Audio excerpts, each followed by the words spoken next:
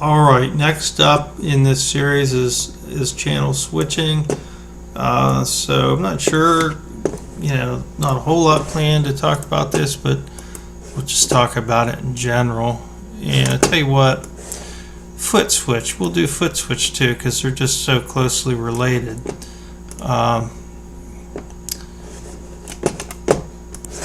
So let's look at this preamp I built, and just moving this out of the way.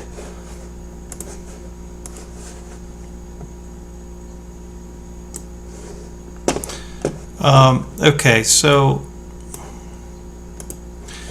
the switching that's going on in the channels, and this may be like so rudimentary it's not worth talking about, but we'll go ahead and talk about it anyways, because it's actually, there's some variation to this.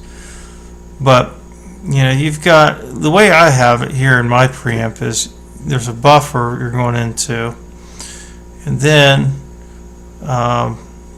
you can switch. This is like a DPDT, dual position, dual throw, or dual pole, dual throw, I think. And it's signal will go to the storage area, and then the output switches also. Or you can go up.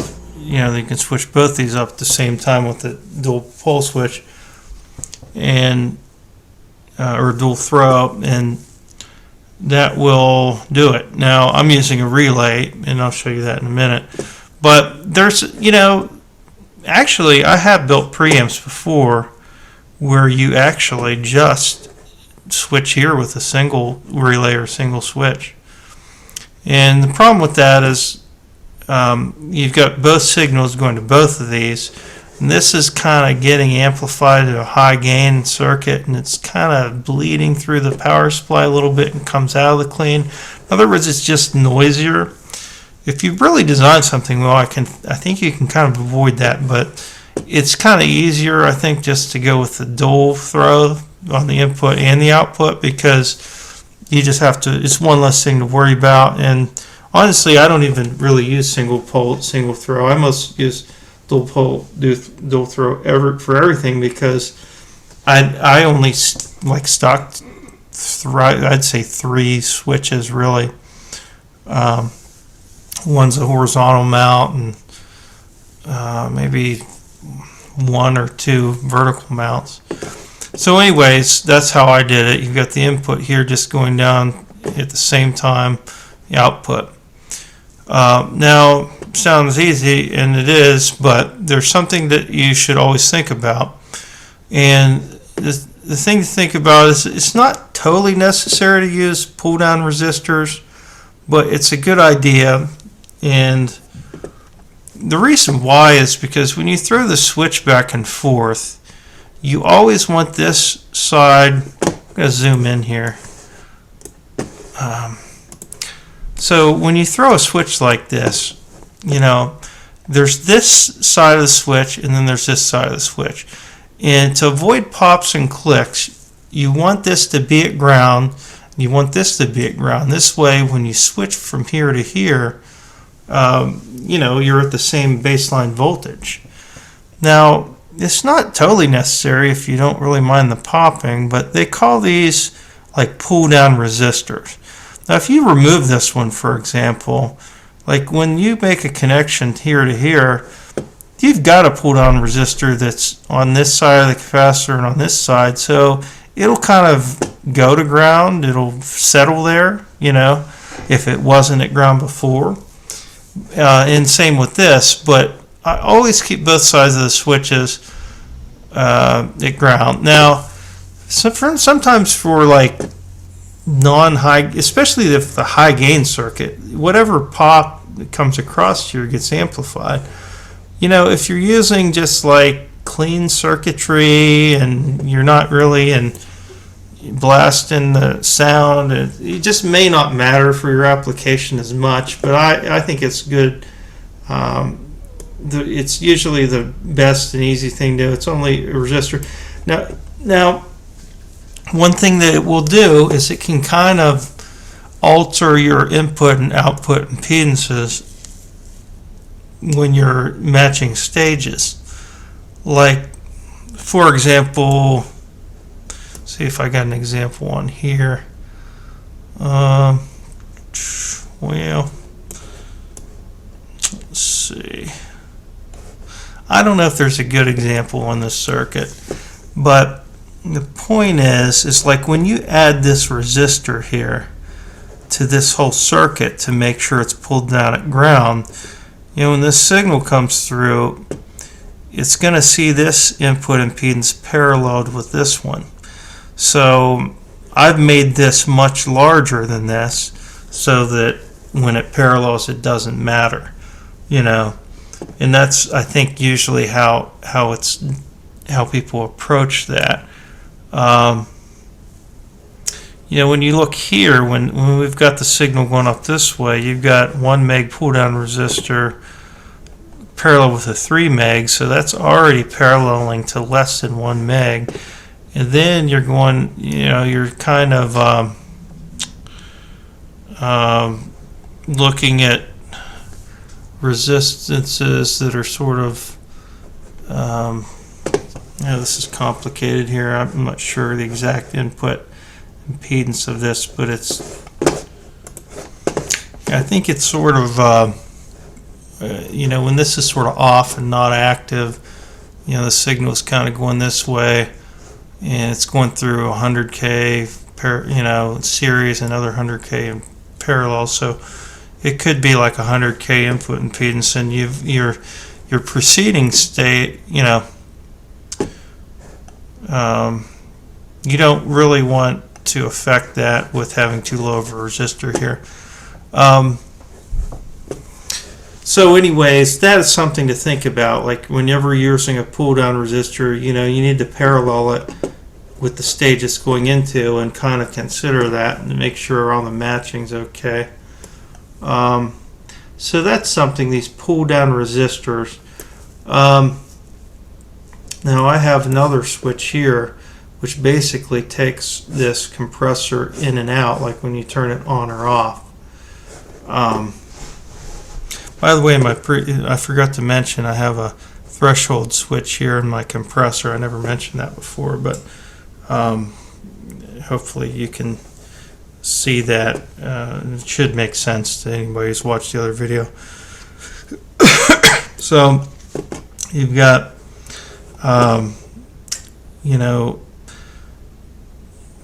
so far I've said, just use input and output switching at the same time.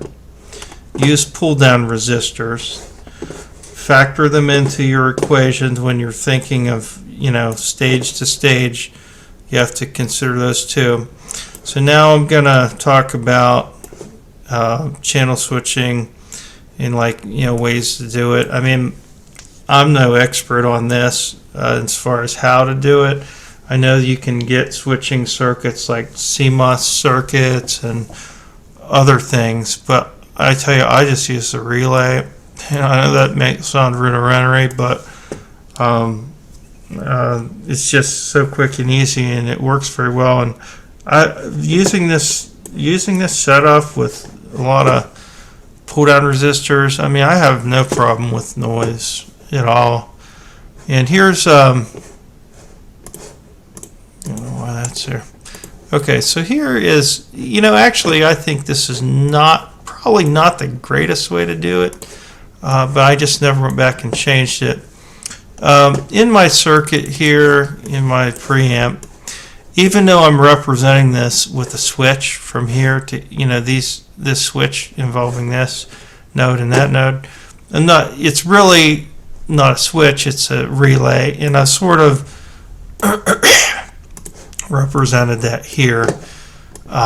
This is, I have a relay, and it's got those two switches that hook into this, and then it's got a coil in it that's 120 ohms.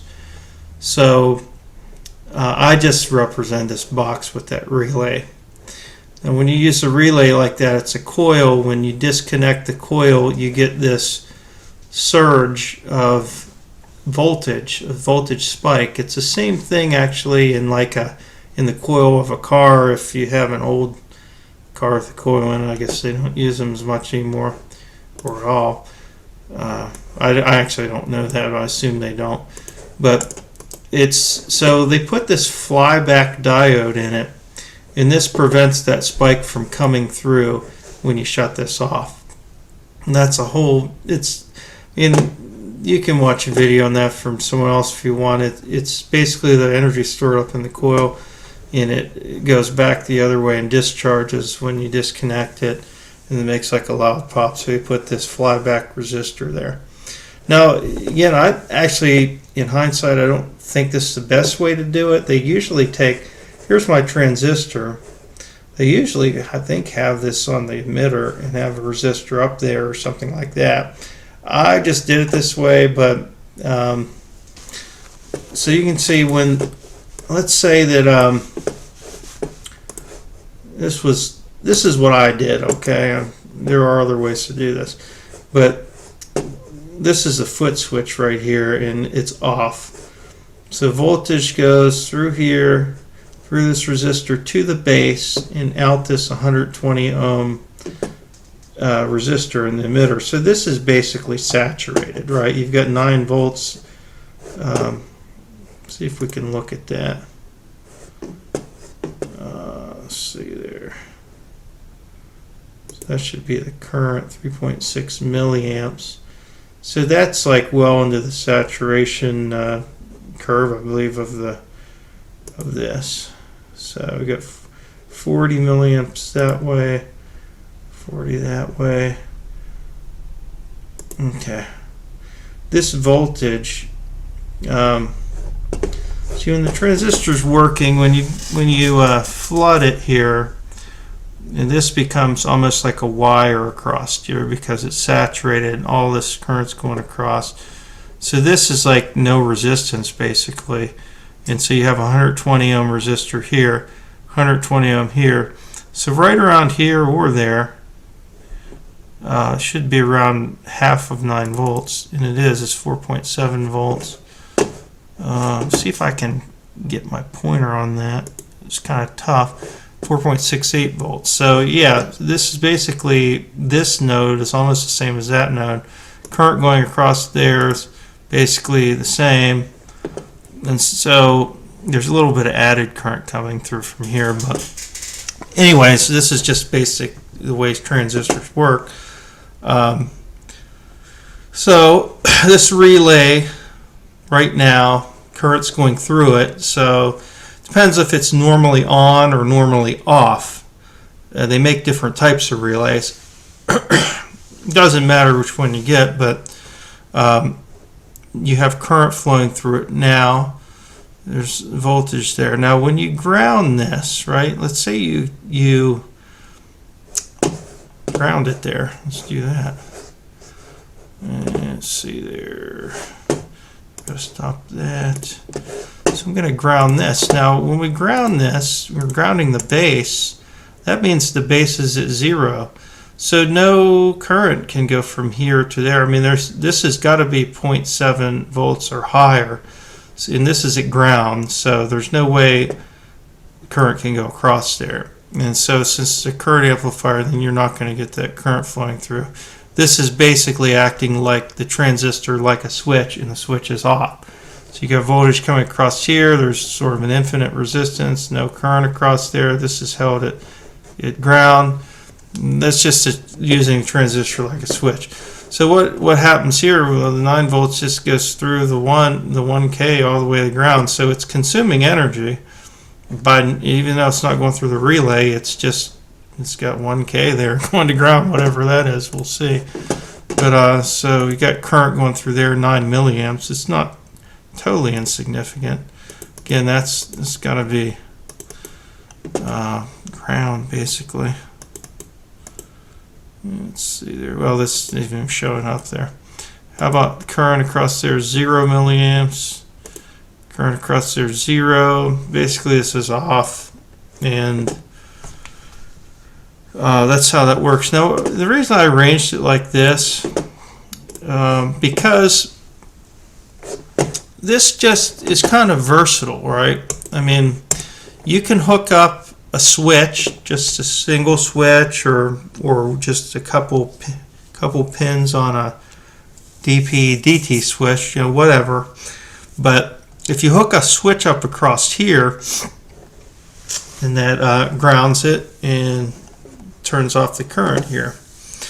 So you can take this to your foot switch, and this one to like a panel switch. And of course the other side of the foot switch has to be at ground, and the other side of the panel switch has to be at ground, like this. Just kind of go like this, right? I was going a little, maybe talking about this too much, but you can see there's maybe something wrong there.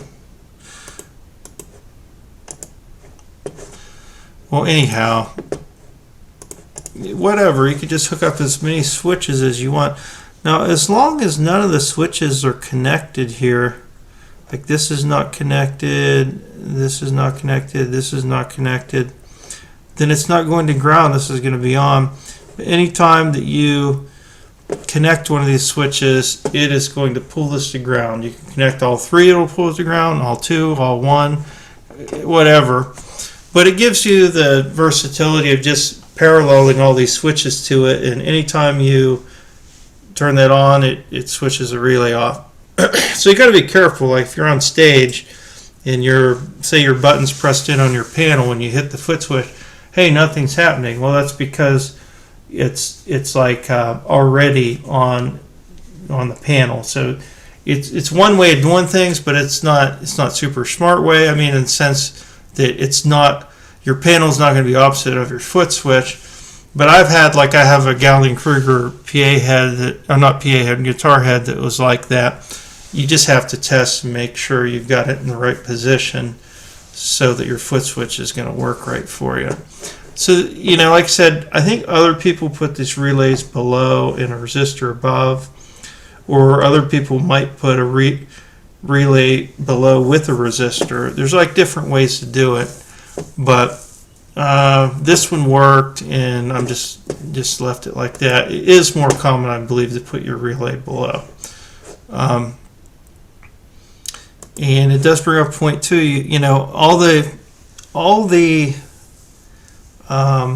use a 5-volt relay, and it's really just only putting about 4.5 volts, but it latches like well under 5 volts almost all. I mean, it doesn't matter. I mean, 5-volt relays will latch with 4.5 volts.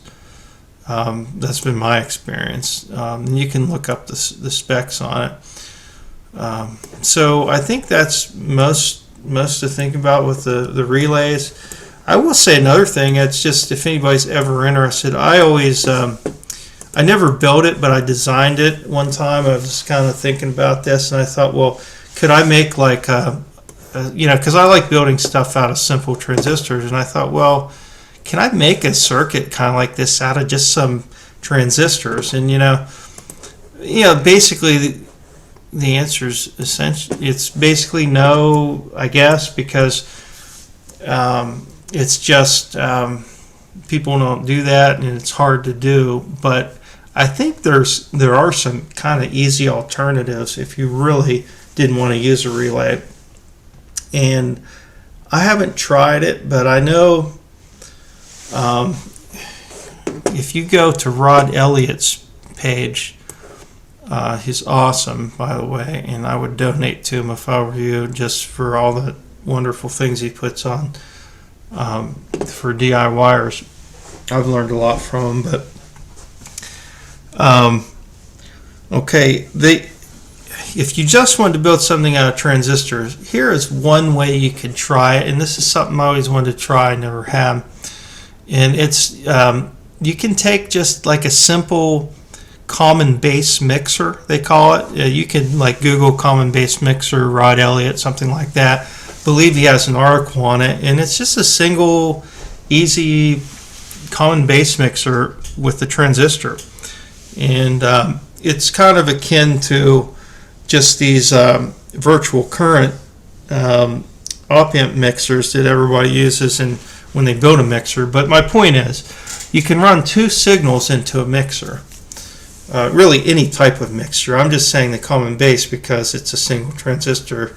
It doesn't have any loss, or essentially no loss, rather than like a passive mixer, which you'd lose signal with. Anyways, you have signal A, and then you've got signal B, and then you just mute one or the other with a flip-flop. You've got one transistor that's whenever you place a voltage on it, it turns it off, and then you have one that's inverted and it turns it on, and then you just mute one side or the other.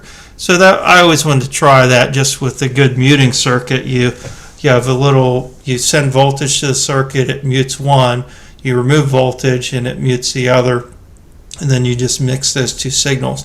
It's obviously not a channel switching per se. It's sort of a flip-flop mute on a mixer, which you still have to use a switch, but you could see how you could really do a lot of different things in a solid state way without a relay. I think you have to be pretty careful about muting things right, but you can always mute things in an additive fashion. Like if you mute one signal and then remute it and then mute it again, you can basically mute it as many times as you want. I don't know, some of the circuits are pretty simple, the muting circuits, and they're really quiet to turn on and off. So it's something I always want to try. I even have some schematics somewhere I wrote up on it. But if anybody ever wants to try that as an idea, I think that could work pretty well.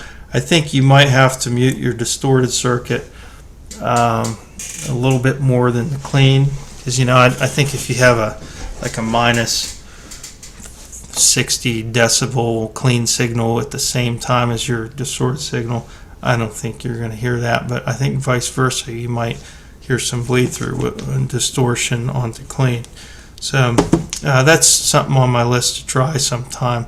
It's of curiosity, but the reason I went with this is awfully simple. I mean, this